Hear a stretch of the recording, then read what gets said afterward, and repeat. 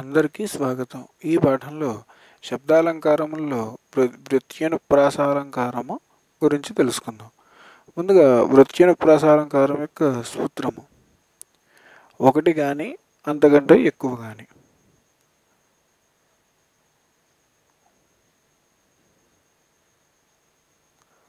అంతకంటే ఎక్కువ కానీ.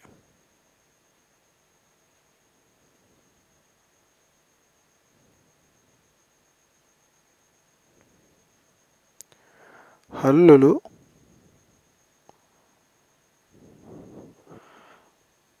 పునరుక్తము లేదా పలుమార్లు రావడాన్ని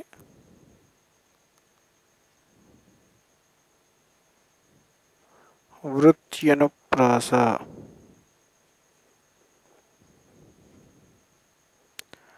అలంకారం అంటారు.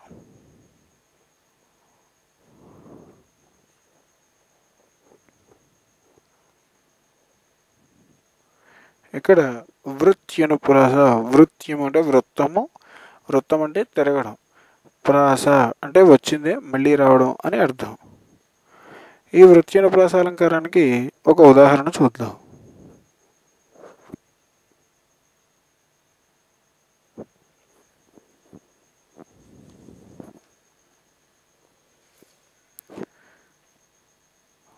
గంతులు వైతురు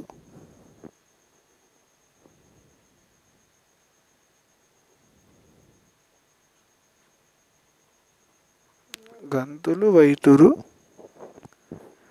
కౌతుకమున.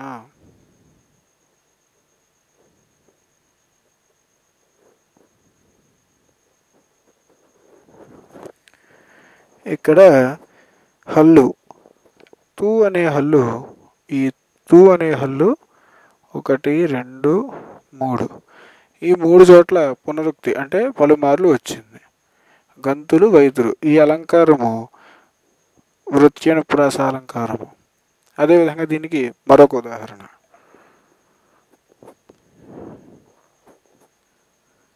పదురు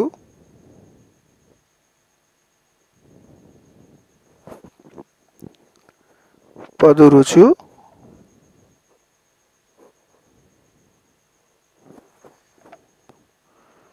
పదురుచు వండించి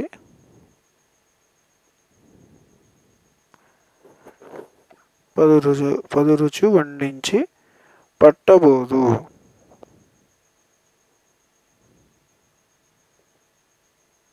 పట్టబోదు.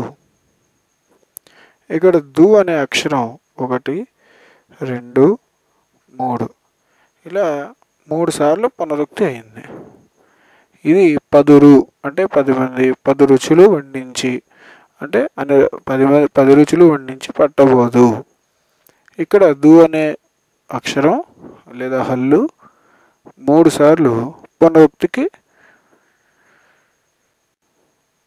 పునరుక్తిగా వచ్చింది. కావున ఇది వృత్యనుప్రాస అలంకారం. దీనికి మరికొన్ని ఉదాహరణలు.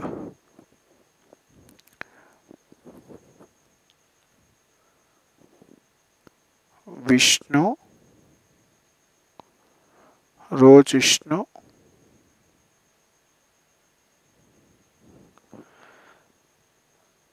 జిష్ణు సహిష్ణు.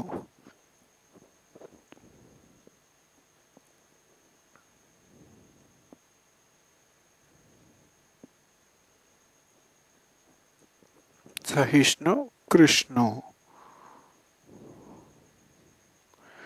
ఇక్కడష్ణు అనే హల్లు 1, 2, 3, 4, 5 సార్లు పునరుక్తికి గురైంది. అలాగే ఇంకొక ఉదాహరణ.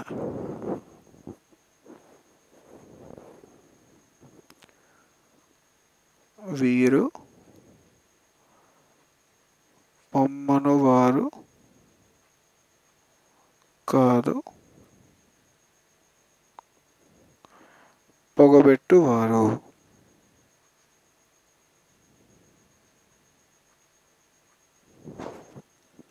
ఇక్కడ రు వీరు, పొమ్మను వారు కాదు పొగబెట్టు వారు. ఈ రు అనేది 3 సార్లు పలుమార్లు వచ్చింది. ఇలా మనం వృత్యనుప్రాస అలంకారం గురించి తెలుసుకోవచ్చు.